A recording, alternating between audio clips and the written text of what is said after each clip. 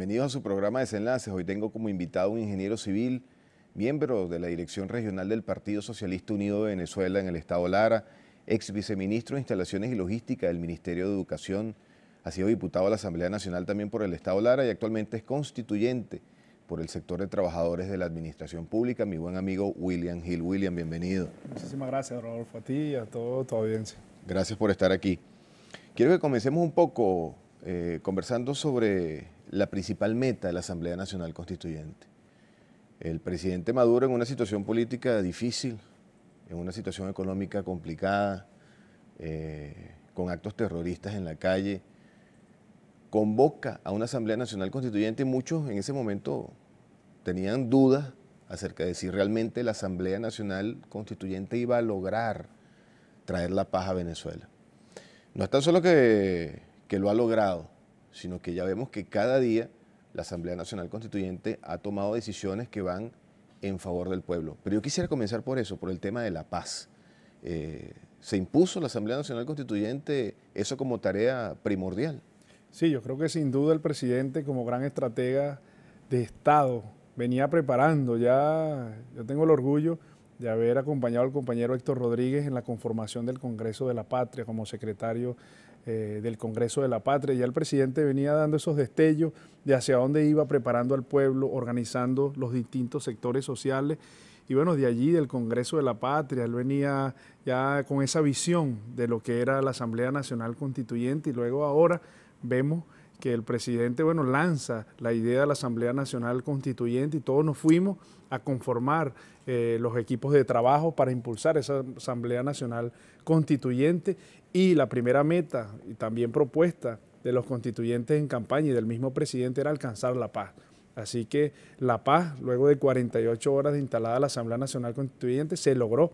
En ninguna ciudad luego había guarimbas, ya, bueno, con más de 8,5 millones de venezolanos que salieron a votar, que no todos son chavistas, claro, no todos son revolucionarios, hay que decirlo, personas que están o no de acuerdo con el proyecto bolivariano, pero que estaban cansados también de tanta violencia y en definitiva todos los demócratas de Venezuela salimos a votar y a aprobar ese planteamiento que hacía el presidente de la República, que era alcanzar la paz a través de una Asamblea Nacional Constituyente. Esa es una victoria que nosotros resaltamos y que, bueno, fue el primer objetivo. Y luego de instalada la Comisión de la Verdad por la Justicia y la Paz, que ha llevado una excelente tarea.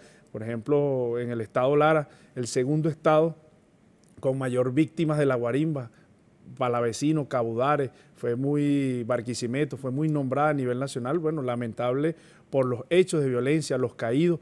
Todos esos temas se han investigado, ya hay varios capturados, ya personas que dispararon armas de fuego contra estos manifestantes, desde ellos mismos, desde la parte de atrás, fueron capturados. Es decir, toda la justicia que se está haciendo con las víctimas de la guarimba, y eso, bueno, ha pacificado estas dos ciudades y ha traído, bueno, el desenvolvimiento normal de toda la comunidad. Es decir, el primer objetivo, la paz, se está cumpliendo, se ha cumplido, tenemos que mantenerla, eso sí, pero bueno, es un primer elemento que es importante rescatar de la Asamblea Nacional Constituyente. Ahora, William, ¿tú no crees que de alguna manera la derecha venezolana no es tan solo que no se desligó del tema de la violencia y del terrorismo y de la muerte, sino que aupó más bien esas conductas, en algunos casos por omisión, en otros casos por acción, de acuerdo a los diferentes voceros de la derecha? Pero el mensaje contundente de los venezolanos, ese más de 8 millones de venezolanos que decidimos apostar por la Asamblea Nacional Constituyente, que, como bien lo señalaste tú, no todos son afectos a la revolución. Ahí había gente que estaba cansada de la derecha, que tal vez no le gusta el presidente Nicolás Maduro. Bueno, esa es la grandeza de la democracia. A uno le gustará, a otros no les gustará. Pero esa gente que, independientemente que les gustara o no les gustara el presidente Nicolás Maduro, a diferencia de los que sí estamos en el sector revolucionario, que somos obedientes, militantes de una tendencia política, pero esa gente estaba cansada de lo que la derecha estaba proponiendo al país. Ahora, ¿tú crees honestamente que, analizando ese acontecimiento de esa elección, tú crees que la derecha venezolana ha entendido el mensaje que dio el pueblo venezolano en esas elecciones? Mira, lamentablemente hay que decir que no. una cosa es la dirigencia de la oposición y otra es las personas que son opositores, a las cuales me refería de que, bueno, pudieron ir opositores a votar a favor de la constituyente. Ahora, la dirigencia de la oposición ha sido la misma y han venido de alguna forma comportándose durante todos los años de revolución de la misma manera. Es lo mismo la MUD, es lo que la Coordinadora Democrática, es decir, cambian de nombre, pero siempre han buscado las salidas violentas.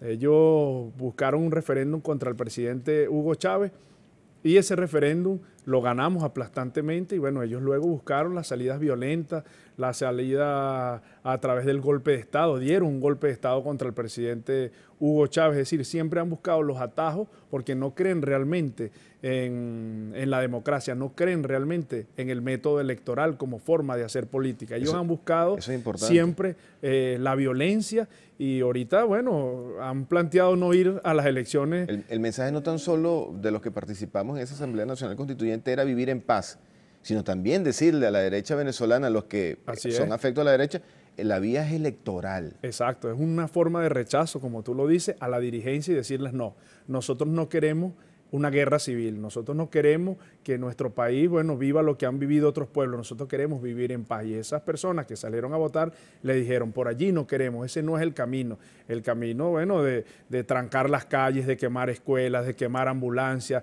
de no poder aceptar las diferencias de unos de otros.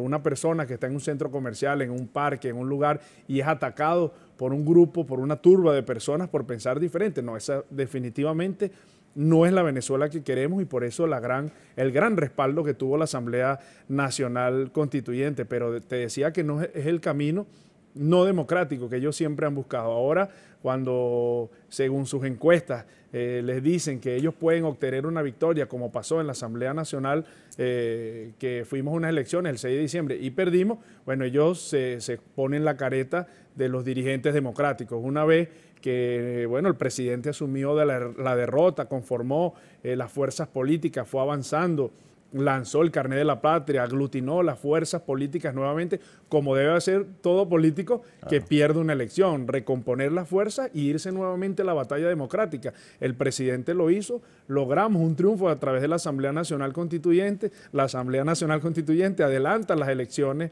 de gobernadores. Ellos el año pasado, como tú lo sabes, decían, vamos a elecciones, queremos elecciones. La Asamblea Nacional Constituyente ahora estableció una ruta electoral, primero gobernadores y ahora alcaldes, y luego ellos, por la profunda derrota que le propinamos con más de 18 alcaldías, digo más porque la del Zulia también será una gobernación, perdón, bueno, ahora ellos no quieren participar porque el presidente ha dicho, vamos a ganar el 90% y más de las alcaldías. Ahora, fíjate tú esto, William. Una de las cosas más importantes que ha hecho la Asamblea Nacional Constituyente, primero, que ha logrado la paz. No hay que tener miedo a ahondar y profundizar. Esto no es llover sobre mojado. Que no es poca cosa. No es poca cosa haberlo logrado. Pero, adicionalmente a eso, la Asamblea Nacional Constituyente ha permitido el reconocimiento, no tan solo de los poderes, que es lo más lógico, que los poderes se subordinen a la Asamblea Nacional Constituyente, sino también ha logrado el reconocimiento del ciudadano de a pie. Hay una expectativa altísima, que tal vez tú no lo percibes por estar dentro de la Asamblea Nacional Constituyente, pero hay una esperanza enorme cifrada en que ustedes realmente puedan tomar decisiones en favor del pueblo. Porque hemos visto lo que ha pasado con la derecha cuando ha ganado espacios de poder. Ganó la Asamblea Nacional, reconocimos la derrota. Como tú dices, se recompusieron las fuerzas y hoy en día estamos en el camino electoral victorioso nuevamente. Pero ¿qué pasó con la Asamblea Nacional que ganó la derecha venezolana? Ofrecieron sacar al presidente, que si un plebiscito, que si el presidente salía en 6 meses, que había abandonado el cargo. O sea, engañaron al pueblo nuevamente. Y yo creo que parte de la factura electoral de la elección a la Asamblea Nacional Constituyente, en parte es la cantidad de mentiras que le han dicho a la gente, el descontento enorme. Hoy en día la vía es electoral, clamaban por elecciones, después clamaban por la violencia, por el terror. O sea, en esas contradicciones ha caído la derecha venezolana y ejemplo tenemos por montón, por montón. Yo tengo un video que quiero que veamos para despedir este corte y al regreso quiero que analicemos un poco lo que dicen esos voceros de la derecha allí. Así que con el favor de nuestro director, adelante video.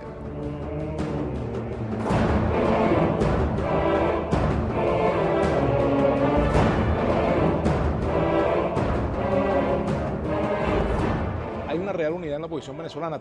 ¿Qué viste tú en la campaña sobre ese tema? Bueno, mira, yo te puedo decir que los egos personalistas no permitieron que la unidad se consolidara en muchos sectores. Otro elemento que seguramente no se vivió en otros estados, bueno, el complot de algunas organizaciones políticas vinculadas a la mesa de la unidad democrática en contra de nuestra candidatura, incluso con reuniones. Hubo una fractura muy importante en la unidad que obliga a las fuerzas que hacemos parte en ella revisar no solamente nuestra actuación, sino revisar el relanzamiento que debe ocurrir en una organización o en una coalición de organizaciones políticas que tienen que compartir un mismo fin, un mismo objetivo. Una acción absolutamente irresponsable, rastrera y traicionera ante la Constitución venezolana y los derechos de nuestro pueblo. Jugaron a la derrota por una visión sectaria, particularizada, en un interés partidista, en un interés muy personal, que es un poco lo que estamos viendo ahora en las redes. Pero ¿cuál es el partido? ¿Voluntad Popular, Primero Justicia? Sí, Voluntad Popular y Primero Justicia. Jamás antepuse los intereses de mi partido porque los principios y la moral sí son importantes. Mientras esté en la unidad el señor Ramos Alup, yo no voy a seguir en esa mesa. No voy a ser parte ya aquí. Llegó la hora y el señor Ramos Alup, que quería ser el presidente por sus intereses, cuadró y tuvimos al final que ir a un proceso de votación y además ya rompiendo las reglas, desde ahí rompiendo las reglas. Y al final, ¿para qué sirvió? ¿Cuál es el balance después? ¿Para qué sirvió? Simplemente quiero decir que yo no soy responsable de lo que ocurrió en las elecciones del Estado Miranda, porque yo ni era el gobernador, ni era el candidato. No me vas a provocar, no me vas a provocar. Traqui, traqui, traqui, traqui. No tiene sentido que tú te inscribas y después que pierdes, dicen que se sabía que te iban a hacer fraude. Porque si no, ¿para qué aceptaste ir al proceso? Por eso es que no podemos dejarle el destino del país a una muchachera, Vladimir, que nos siga convocando a los errores.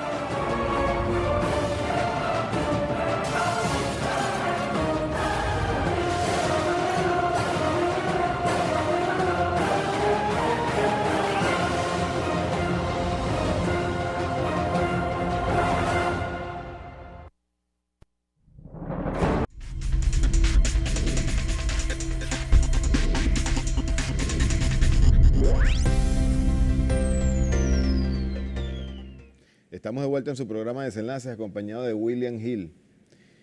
William, vimos ese video antes del corte, que yo confieso, lo hablábamos, a mí me da risa todas esas posturas de la derecha venezolana, esas contradicciones, que todo el mundo sabía que existían, pero que cada vez se hacen más evidentes, se hacen más públicas esas contradicciones.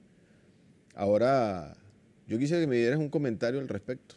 Sí, bueno, es lamentable cómo la MUC, la misma coordinadora democrática, continúa en sus, una de ellas lo dice, la gobernadora electa del Táchira, en sus egos, en sus ambiciones.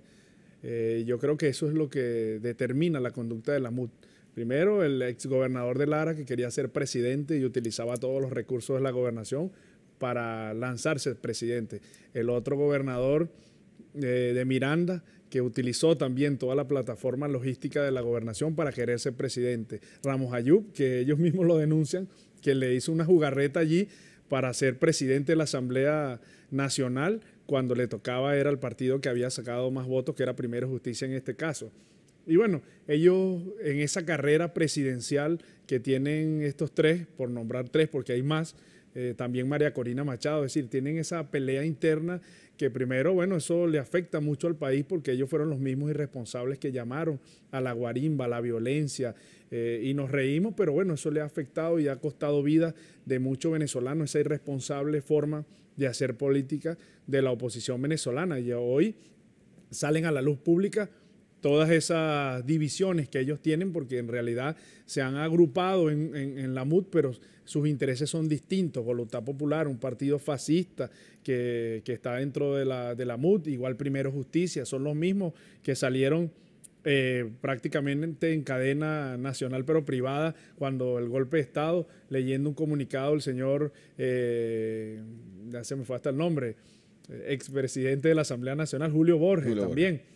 Salió en los medios cuando el golpe de Estado con todos ellos alrededor, es decir, son los mismos actores que... Y otra cosa grave que dice el exgobernador de Lara, que dice, bueno, no dejemos una muchachada, él se refiere a la Voluntad Popular y Primero Justicia y a la juventud de esos partidos que la pusieron como carne de cañón y que hoy le dan una patada fuera de la mesa de unidad, a diferencia de los partidos del Gran Polo Patriótico, en donde lo podemos decir, tenemos espacio los jóvenes que venimos, bueno, de otras generaciones que fuimos formados por el comandante Chávez y que nos han dado la oportunidad no solo de dirigir espacios en lo político, sino también en lo práctico, en ministerio, en, digamos, responsabilidades en todos los espacios, y ellos hoy desechan esa juventud que la tiraron como carne de cañón. Es decir, varias lecturas de ese video que nos da risa porque realmente es la oposición que tenemos y es la oposición financiada desde los Estados Unidos. Así es. Ahora, William, con todo este escenario político, la Asamblea Nacional Constituyente decide adelantar los comicios regionales y llamar y convocar a elecciones de gobernadores. Y esa derecha que usted acaba de ver ahorita cayéndose a piña, decidió participar en ese proceso electoral. Al principio que sí, que si no participaban, y al final fueron y participaron. Hubo acuerdo entre ellos, la MUD puso un candidato en cada estado y perdieron, pero estrepitosamente. Las fuerzas revolucionarias sacaron 18 gobernaciones, la derecha saca 5, 4 se subordinan y se juramentan en la Asamblea Nacional Constituyente. 1, el gobernador electo del Zulia, decide no hacerlo. Me imagino que presionado por su partido Primero Justicia, por Capriles, por Borges. Y hoy en día la Asamblea Nacional Constituyente ha llamado a un nuevo proceso electoral en esa entidad, ya que el gobernador no se juramentó. Pero yo creo que esto es un gran acierto, además, porque para aquellas personas que pensaban que la vía es electoral, como debería ser en una democracia, no participar en el proceso electoral hubiera sido un error. Y la MUD participa en este proceso, solo que el favor del pueblo no lo tuvieron. Es decir, yo creo que el pueblo continúa cobrándole a la derecha venezolana los muertos, el terrorismo, las mentiras, los engaños y todos estos años de frustración de la militancia de derecha en Venezuela. Ellos se quejan también, incluso, Rodolfo, de la baja participación o que el gobierno está llamando a la abstención. Pero bueno, nosotros a nuestra militancia, desde que el comandante Chávez decidió el camino de la paz y del camino, lo decía el presidente en cadena nacional esta semana, decía el presidente, habló con todos nosotros y nos convenció que el camino era electoral. Muchos, la izquierda, quería una insurrección armada y que bueno, el expresidente, comandante Hugo Chávez, pudiera en todo caso volver a insurgir con las armas y tomar el poder por la vía armada. Y el presidente dijo, la ruta es electoral. Y fue capaz de convencerlo. Desde allí, nosotros siempre, desde Quinta República, el Partido Socialista Unido de Venezuela, hemos llamado a que la lucha es electoral. Y nunca hemos llamado a la abstención, por lo menos la izquierda lo hizo en los 60, en los 70, pero desde que el comandante Chávez llegó, hemos dicho, la ruta es electoral. Ellos no. Ellos un año dicen que la ruta es electoral, luego dicen que no saldrá con los votos, que tenemos que trancar las calles, que tenemos que quemar escuelas, que tenemos que, bueno, encerrarnos, degollar motorizados y, bueno, y con eso saldrá Maduro. Luego dicen que es con la presión internacional. Después la Asamblea Nacional Constituyente llama a elecciones de gobernadores y dice, es una oportunidad para que acabemos con la dictadura y ganemos las 24 gobernaciones. Inclusive Borges dijo días antes de las elecciones, ¿te imaginas que nosotros saquemos 18, 19, 20 gobernaciones, que nosotros ganemos? Eso es un mensaje a la revolución. Ahora, ¿cuál es el mensaje que dio el pueblo? Así es, luego dicen, no vamos nuevamente porque el Consejo Nacional Electoral manipuló la votación. Entonces, esa persona que está allá, más allá de la dirigencia política, viendo a ellos como dirigentes de la oposición y los escucha, los ve por televisión, dice, bueno, ¿voy a votar o no voy a votar? Bueno, pero este es el CNE con que se eligió la Asamblea Nacional Constituyente, donde los chavistas dicen sacar 8,5 millones de votos, pero que eso no fue así, eso fue que manipularon. Entonces, ¿cómo voy yo a elegir un gobernador si el Consejo Nacional Electoral, bueno, va a apoyar las máquinas y allá va a aparecer otro resultado? Entonces, muchos de ellos dicen, no, yo no voy a ir a votar porque no es respetada la voluntad. Luego ahora para las elecciones alcaldes dicen que no, porque se preparan para la elección presidencial. Entonces, ¿cómo le van a decir ellos a sus electores que no voten ahora, pero que en el 2018, cuando se dé la elección presidencial, vamos a ir a sacar al presidente Nicolás Maduro por los votos? Bueno, gran parte de la oposición no irá a votar en el proceso de las elecciones presidenciales. Es decir, no se definen y eso, bueno, en el seno de la oposición ha generado una gran abstención en el tema del voto opositor, mientras que nosotros, los revolucionarios, seguimos confiando en el Consejo Nacional Electoral, seguimos promoviendo la votación y es por eso que ahora, bueno, estados donde no sacábamos una determinada votación, hemos aumentado el caudal electoral. Yo te puedo hablar por Lara, un municipio como por ejemplo Iribarren, que nosotros la última elección la perdimos y hoy ganamos por más de 58,000 votos. Y así en Palavecino, Caudare, que es una zona comparada, si hablamos en términos de la ciudad capital, como Chacao, y ahorita perdimos solo por 6,000 votos. Es decir, cómo nos venimos recuperando en espacios donde la revolución, bueno, no tenía asidero en algunas ciudades y que ahora esas personas creen en nuestro proyecto de país y se han sumado. Nosotros seguimos fortaleciendo la democracia y el voto y ellos siguen quebrando la voluntad democrática que tenemos todos los venezolanos de ir a votar en cualquier proceso electoral. Ahora, frente a esta convocatoria a las elecciones de alcalde, coincido contigo, otra contradicción más de la derecha. Acaban de participar con el mismo árbitro, con las mismas reglas, con el mismo registro electoral en unas elecciones a gobernadores y ahora deciden decirle a la militancia, decirle a sus seguidores, mira, en esta elección de alcaldes no vamos a participar. O sea, ¿cómo se podían participar en las de gobernadores y ahora no van a participar en las de alcaldes? Así es. O sea, yo creo que eso de alguna manera sigue desmotivando a la persona que de repente nos está viendo en este momento. Ojalá sea así, bienvenido, si usted piensa distinto a nosotros, pero ha ido desmotivando a esa gente que en última instancia, William, no tiene a nadie que seguir, no tiene un liderazgo serio, no tiene un vocero que diga algo coherente, no tiene un partido político que lo respalde. Y que al fin y al cabo, yo saco dos lecturas. La primera, mucha gente no fue a votar por ellos, producto de la guarimba, de la violencia, que tú lo decías anteriormente, pero también por la mala gestión. Y ellos no pueden, ahí Ramos Ayú dice, bueno, yo no fui candidato en la gobernación de Miranda, o sea, no es mi culpa.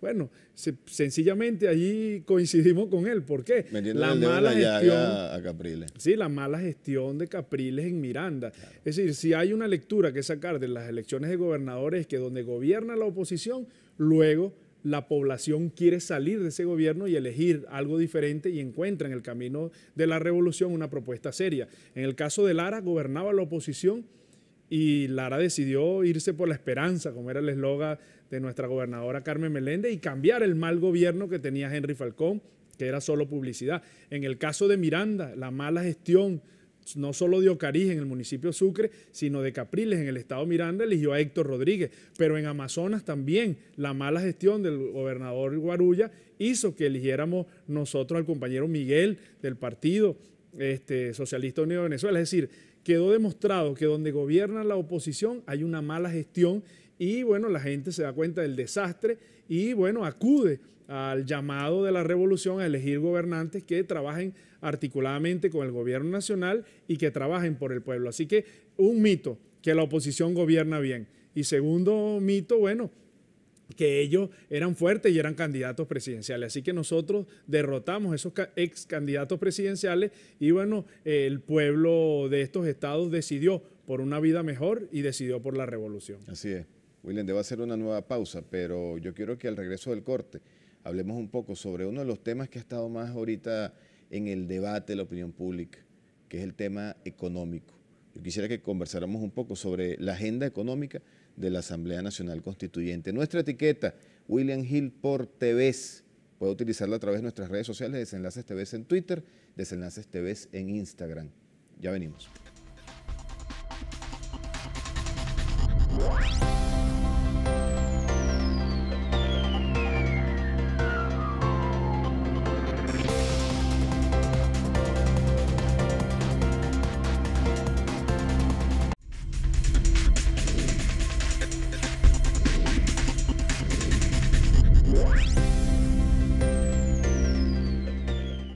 Estamos de vuelta en Desenlaces acompañado de William Hill. William, el tema económico, sin duda alguna es uno de los temas que más preocupa al pueblo venezolano. El alza indiscriminada de los precios. El presidente Maduro, haciendo esfuerzos enormes, ha aumentado el salario, además ha dictado medidas complementarias para proteger ese ingreso familiar. Sin embargo, vemos que hay un plan que yo creo que hoy en día nadie puede dudar que efectivamente hay una guerra económica sobre nuestro pueblo. Desapareciendo los alimentos, las medicinas, el bachaqueo. Es decir, figuras que no eran tradicionales en Venezuela, hoy en día se han implementado en lo cotidiano. Y el pueblo clama por una solución en este punto. Y por eso tiene unas esperanzas enormes en que las medidas que pueda dictar la Asamblea Nacional Constituyente vayan en contra de esta brutal guerra. Sí, nosotros hemos venido trabajando, recordar que hay un conjunto de comisiones dentro de la Asamblea Nacional Constituyente, que nosotros, bueno, tenemos la Comisión de Economía que viene trabajando con el Ejecutivo, porque es decir, no solo la Asamblea Nacional Constituyente, es todo el pueblo, la Asamblea Nacional Constituyente que es expresión, es vocería de ese pueblo, pero el gobierno, el Estado venezolano, todas las instituciones tenemos que sumarnos, incluso el empresariado privado que tiene que sumarse porque este es un tema que tenemos que resolver todos.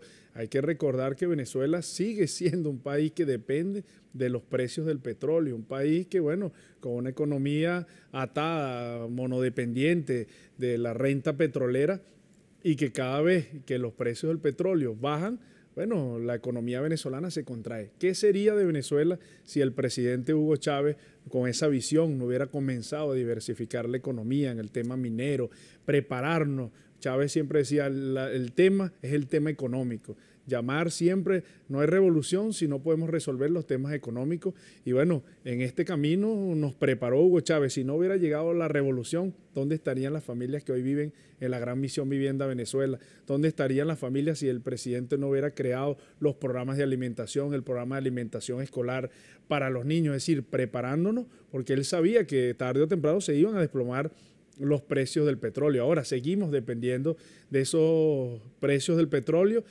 Bueno, se han venido levantando, pero muy levemente, y nosotros tenemos que hacer un esfuerzo, seguir diversificando nuestra economía, prepararnos para los retos futuros. Ahora, la Asamblea Nacional Constituyente lleva su camino. Primero, hacer la nueva Constitución. Lo principal, la paz que hemos logrado nosotros, que bueno, que el país esté pacificado, que es parte de la agenda económica, porque claro, un país en guerra no puede producir. Lo otro, bueno, el esfuerzo que viene haciendo el presidente con los CLAP para proteger a la familia venezolana. ¿Qué sería también Venezuela si no tuviéramos nosotros los CLAP? ¿Cuántos millones de familias, como está pasando en Argentina, en Brasil, en otros países, bueno, que han pasado de la pobreza a la miseria, y toda la protección que viene haciendo el gobierno bolivariano? Aún con los precios del petróleo como están, el presidente no ha dejado de invertir en materia social, en educación, en salud, en seguridad, sosteniendo, y que todo país, en pensiones, que todo país, vamos a llegar, como lo anunció el presidente, al 100% de los pensionados este año. Y todo país que sufre una situación económica difícil, lo que hace es privatizar todas las empresas del Estado, suspender las pensiones, aumentar la edad de pensión, es decir, toda la receta neoliberal. Sin embargo, el presidente ha aguantado, ha sabido conducir el barco. Estamos atravesando la tormenta, pero tenemos que hacerlo todo de la mano. Es decir, no hay soluciones mágicas. No se resuelve con que la Asamblea Nacional Constituyente apruebe las 8 leyes que presentó el presidente Nicolás Maduro, y bueno, como arte de magia están resueltos los problemas. No es un problema de que todos los venezolanos tenemos que ponernos a producir realmente lo que nos vestimos, lo que comemos dentro de nuestro país, no todo. Siempre, en todos los países habrá algo que hay que importar, pero dejar de depender de lo importado. Bueno, en el tema agrícola, nosotros, bueno, la experiencia en el estado Mérida, como ya somos soberanos en el tema de la papa, por poner un ejemplo. Bueno, esas son iniciativas de nuestro pueblo que ahora dejamos nosotros de importar la semilla importada, por poner un ejemplo. Y así, en cada rubro, los acuerdos que hizo el presidente Hugo Chávez, que está haciendo el presidente Nicolás Maduro. Veíamos al ministro de Agricultura y Tierra recorriendo parte del África, trayendo nuevos proyectos, Vietnam, el acuerdo para producir arroz. Es decir, nosotros vamos a salir de esta situación económica produciendo en Venezuela, creyendo en nosotros y cambiar ese modelo rentístico petrolero de, bueno, el papá Estado, dame los dólares. No, también el empresariado venezolano tiene que generar los dólares, claro, para, bueno, ellos importar y, bueno, una complementariedad entre el Estado y una economía mixta. China lo logró. Luego de ser un país feudal, vemos como China ahora es la gran potencia mundial y pasó en 50 años, menos de 50 años de una economía feudal. Dicen que los chinos pasaron de la bicicleta al tren rápido en 50 años. Y el desarrollo fue descomunal, producto, bueno, de que ellos comenzaron a invertir, de que ellos comenzaron a desarrollar el campo, que tenemos que hacerlo nosotros, desarrollar, industrializar también la producción. Y nosotros estamos seguros que con la agenda económica que ha planteado el presidente, que no es un cambio que se ve en 6 meses. A veces creemos que los cambios van a ser mágicos y que va a resolverse todos los temas. El presidente ha dicho, un proceso de transformación. Estamos pasando de una economía rentista, petrolera, del feudalismo casi que se encuentra nuestro campo, a una economía, bueno, socialista, donde nosotros tenemos que transformar el modelo de producción. Y yo creo que con la Asamblea Nacional aprobando las leyes, con el gobierno trabajando, con el empresariado nacionalista, con el país pacificado que ahora tenemos, podemos nosotros salir en el corto, el mediano y el largo plazo adelante. Ahora sí, William, yo creo que a la gente hay que hablarle siempre con claridad, como lo ha hecho además el presidente Nicolás Maduro, que siempre se ha puesto al frente de la situación, por más difícil que sea, y siempre hablándole al pueblo de frente con claridad y en un lenguaje que todos entendemos y comprendemos. Pero pensar que el tema económico se va a resolver solamente por alguna medida de la Asamblea Nacional Constituyente es absurdo. Así es. Detrás de esta guerra económica inclemente a la que se ha sometido el pueblo, no tan solo están algunos empresarios, porque no podemos generalizar, hay empresarios conscientes, pero algunos empresarios, no tan solo está cuando usted va a comprar el pan, que no le quieren vender la canilla porque la canilla está regulada, no tan solo en esa situación está el dueño de la panadería, sino que cuando uno empieza a analizar, tal vez el dueño de la panadería también está siendo víctima de algún bachaqueo. Y entonces él dice, bueno, yo no puedo vender una canilla para perder. A lo mejor pudiéramos llegar a esa conclusión. Pero a la gente hay que hablarle también con absoluta claridad. Detrás de la guerra económica no tan solo están los partidos de la derecha, no tan solo está la MUD, que ha lanzado como estrategia política golpear al pueblo en el estómago, sino el imperio norteamericano. Y esto no es para que todo el mundo diga, bueno, es que siempre le van a echar la culpa al imperio de todo lo que suceda. No, es que es verdad.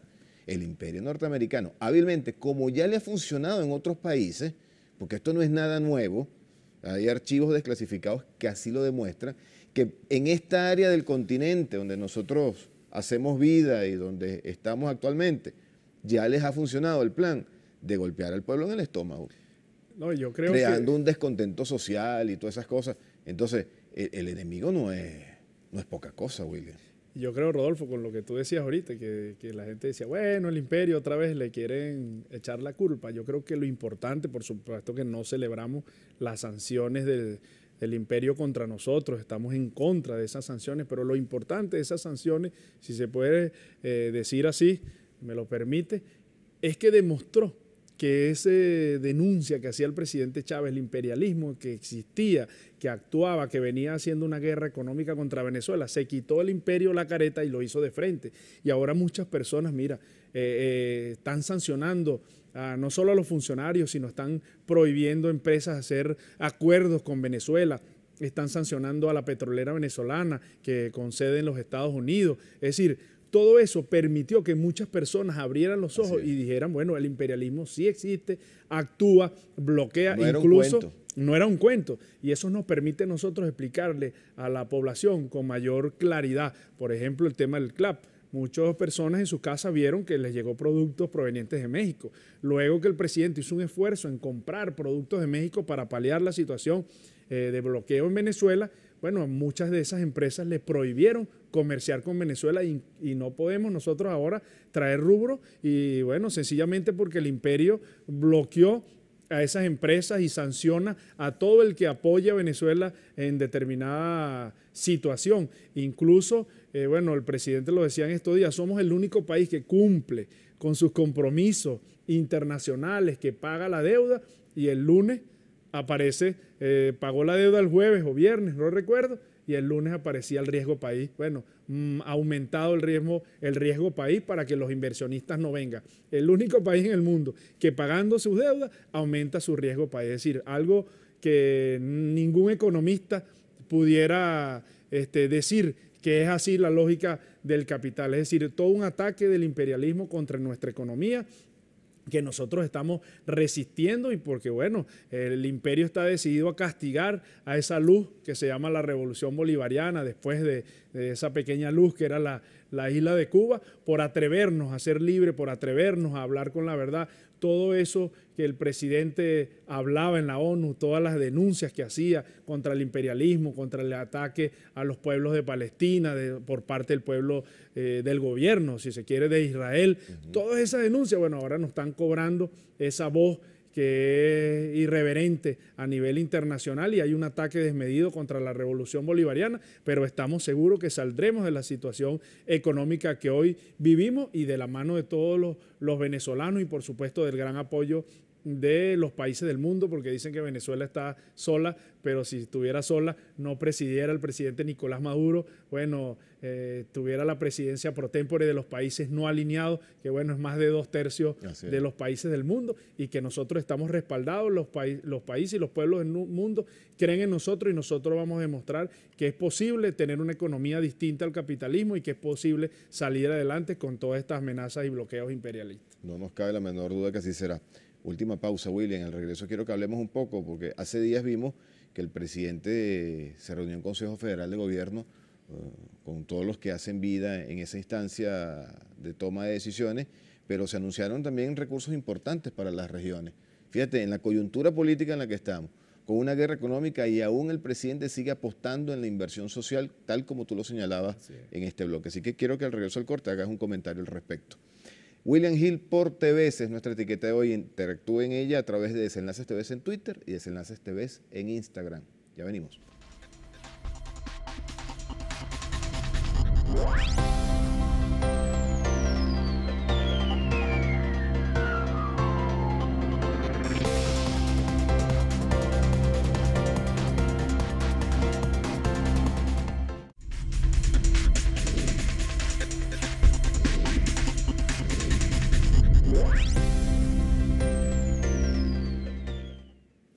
Seguimos con más de su programa Desenlaces, último bloque. William Hill por Desenlaces, la etiqueta que hemos puesto a su servicio el día de hoy a través de nuestras redes sociales Desenlaces TV en Twitter y Desenlaces TV en Instagram. William, decíamos que el presidente Maduro convocó al Consejo Federal de Gobierno y asignó importantes recursos a las regiones, no tan solo las regiones que tienen un gobernador revolucionario, porque ahí estaban también los gobernadores que se oponen al gobierno nacional, pero que asistieron en beneficio de su pueblo en busca de los recursos. Yo creo que eso es un mensaje importantísimo, ese acontecimiento de días atrás, que yo creo que de alguna manera debe ser interpretado como un mensaje del presidente Maduro y del gobierno nacional a todas las personas que lo adversan, que podemos convivir en diferentes espacios sin necesidad de llegar a una agresión, a los golpes, a la muerte, al terrorismo, a la violencia. No, yo creo que es importante porque está actuando como jefe de Estado. Jefe de Estado y jefe de gobierno, convoca a quien el pueblo eligió en esos estados donde ganó la oposición. Bueno, el pueblo los eligió. Nosotros como parte del partido revisaremos y tendremos nueva estrategia para en próximos comicios electorales ganar. Pero allí perdimos y el presidente dijo, en esos estados perdimos, reconocemos a esas personas que quedaron electas como gobernadores y los llamamos al trabajo. Y ahora él ya, no como presidente del partido, sino como jefe de Estado, los llama porque, bueno, la ley está por delante, la Constitución, y él como jefe de Estado aprobó, como tú lo dices, recursos a todos los gobernadores sin importar su tendencia política, como debe ser. Además, está actuando como un estadista, como un hombre que cree profundamente en la democracia, y si el pueblo allí eligió, y mientras ellos respeten la Constitución, tendrán todo el apoyo del gobierno nacional para trabajar por esos pueblos en los que fueron electos. Así que el presidente está actuando primero en el marco constitucional, pero además su vocación, su personalidad de siempre llamar al diálogo. No hemos visto nosotros alocución donde el presidente rompa con ese discurso. Siempre ha llamado al diálogo en los momentos más difíciles. Yo recuerdo que el día que lamentablemente aquí en la autopista Fajardo incendiaron una persona, el presidente esa noche tuvo una locución y llamó al diálogo, llamó a la tolerancia. Es decir, en los momentos de circunstancias más difíciles, el presidente ha llamado al diálogo, a la no confrontación, y a que es muestra de que los venezolanos podemos vivir todos en un mismo país pensando diferente, y es el juego de la democracia. Aquel gobernador o gobernadora que lo haga bien, o alcalde que lo haga bien o mal, será votado o no por determinado sector político y será reelecto, ¿no? Si lo hace bien o lo hace mal. Es decir, es el juego que nos hemos dado en la Constitución y que todos tenemos que respetar las reglas del juego. Y no que si yo pierdo, soy un niño malcriado y me voy a las calles y quiero quemar a todo el mundo. Si gano, bueno, ahí sí sirve el Consejo Nacional Electoral. Así que resaltar el hecho del presidente como jefe de Estado y de gobierno, que ha su interés supremo de que se desarrollen todos los estados del país, ha convocado a estos gobernadores, y reconocerle a ellos también que acudieron ante el llamado del presidente Nicolás Maduro y se sentaron en ese salón, Salón Ezequiel Zamora del Palacio Blanco, y bueno, atendieron el llamado del presidente. Así es. William, detalles importantes que han sucedido después del proceso electoral. Analizar, como tú bien lo dices, las gobernaciones que se ganaron, analizar los números. Me imagino que el partido estará analizando todavía los resultados, analizar aquellas gobernaciones que perdimos, cuáles fueron las razones reales de esa pérdida, las votaciones. Por lo menos la gobernación del Zulia se perdió por un margen muy estrecho, vale la pena decirlo, pero sin embargo se reconoció la derrota en su momento. Pero a nosotros nos alegra muchísimo que el pueblo haya escogido 18 gobernadores, que casi con toda seguridad serán 19 en unos próximos meses, días. Pero nos alegra también de manera especial, y quiero decirlo de esa manera, la victoria del Almiranta en el Estado Lara. Además que es una persona que goza de nuestro afecto, nuestro aprecio en lo personal, ha hecho una excelente gestión como madrina del Estado. Tú que has tenido reuniones con ella, ¿en qué situación se encuentra ahorita la gobernación del Estado Lara? Sí, bueno, lamentablemente hay que decirlo, la gobernación del Estado estaba prácticamente desmantelada. Todos los procesos que se llevaron a cabo fueron procesos privatizadores. Redujeron el personal al mínimo en las, digamos, empresas del Estado que se encargan de hacer las obras civiles, los acueductos, las vías, el personal muy reducido, tercerizado. Una de las cosas que el exgobernador tenía era mostrar el ornato de la ciudad de Barquisimeto, de las ciudades vecinas a Barquisimeto. Y bueno, ahí encontramos personal, casi el 70% del personal tercerizado, es decir, no contratado, y bueno, buscando cómo resolver ahora que las empresas que le pagaban se fueron. Es decir, un desastre realmente, publicidad por todos lados, pero los que vivimos en Lara sabemos que bueno, era toda una ilusión óptica de un buen gobierno, pero que en la realidad no había una práctica. Nosotros, bueno, con la almiranta Carmen Meléndez, desde el mismo momento en que el presidente la designó como candidata a la Asamblea Nacional, que tuve el honor de acompañarla ahí en el 1-2, como lo dijo el presidente, la almiranta Carmen Meléndez y William Gil a la Asamblea Nacional, estuvimos siempre trabajando desde un primer momento, acompañándola. Yo recuerdo que yo para entonces era viceministro de Infraestructura y visitábamos las comunidades y bueno, allá hay escuelas estadales y nacionales. Las escuelas estadales en las ruinas y las visitábamos y yo le decía, Almiranta, esta escuela es estadal, y me decía, los niños no son ni estadales ni nacionales, los niños son niños y hay que arreglar esa escuela. Y bueno, hablábamos con la directiva, pasábamos a la escuela nacional, interveníamos en la escuela, es decir, una mujer de una gran carisma, soldada de la patria, que acompañó al presidente Nicolás Maduro en su gestión y al presidente Hugo Chávez, es decir, formada para trabajar, para servir por los larenses. Y hoy, bueno, como su lema de campaña, que era regresa la esperanza al Estado Lara, ha regresado una gran esperanza. Se conformó un grupo de llamados los independientes por la Almiranta en las elecciones, es decir, personas opositoras que se vinieron con nosotros y que, bueno, que querían salir de toda esa situación de violencia, y estamos retomando los planes para el Estado Lara, para Barquisimeto, Caudare, Carora, que el principal problema que nos conseguimos es el tema del agua.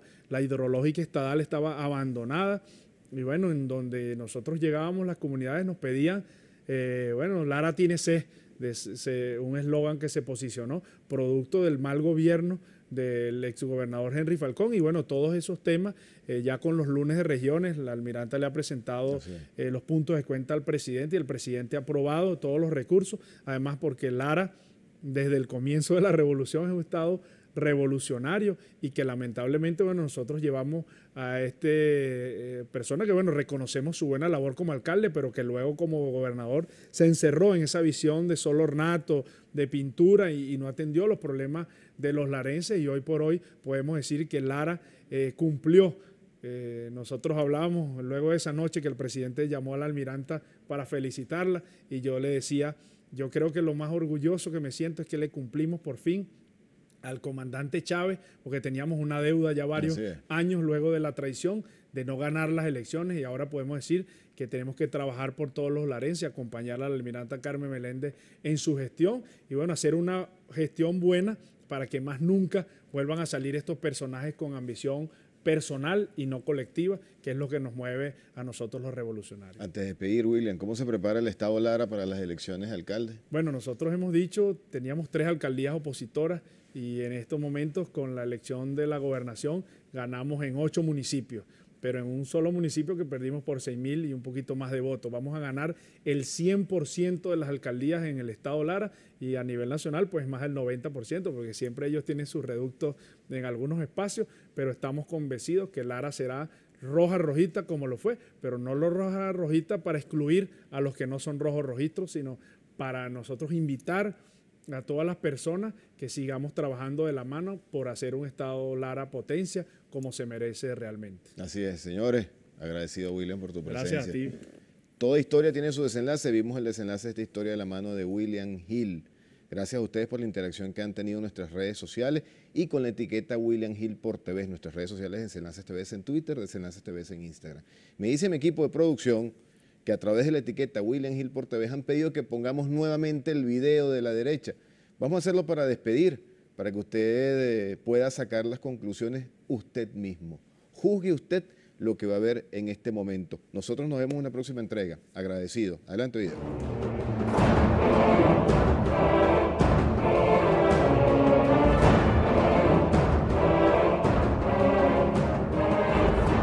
Hay una real unidad en la oposición venezolana. ¿Qué viste tú en la campaña sobre ese tema? Bueno, mira, yo te puedo decir que los egos personalistas no permitieron que la unidad se consolidara en muchos sectores.